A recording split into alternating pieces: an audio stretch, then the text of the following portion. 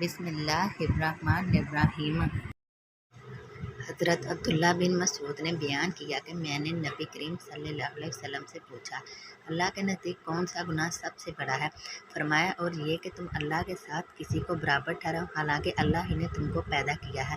میں نے عرض کیا، یہ تو واقعی سب سے بڑا گناہ ہے، پھر اس کے بعد کون سا گناہ سب سے بڑا ہے؟ فرمایا، یہ کہ تم اپنی اولاد کو اس خوف سے مار ڈالو کہ وہ تمہارے ساتھ کھائیں گے۔ میں نے پوچھا، اور اس کے بعد؟ فرمایا، یہ کہ تم اپنے پڑوسی کی عورت سے زنا کرو۔ نبی کریم صلی اللہ علیہ وسلم نے فرمایا، تکلیف دہ بات سن کر اللہ سے زیادہ صبر کرنے والا کوئی نہیں ہے۔ کام بخت مشرک کہتے ہیں کہ اللہ اولاد رکھتا ہے اور پھر بھی وہ انہیں معاف کرتا ہے اور انہیں روزی دیتا ہے۔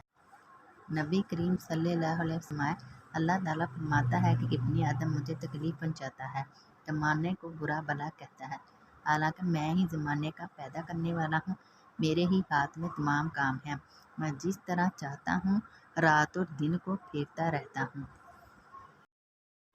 نبی کریم صلی اللہ علیہ وسلم نے فرمایا، ہمارا رب تبارک تعالیٰ ہر رات آسمان دنیا پر آتا ہے اس وقت جب رات کا آخری تہائی حصہ باقی رہ جاتا ہے، اور کہتا ہے کہ مجھے کون بلاتا ہے کہ میں اسے جواب دوں، مجھ سے کون مانگتا ہے کہ میں اسے عطا کروں، مجھ سے کون مغفرت طلب کرتا ہے کہ میں اس کی مغفرت کروں۔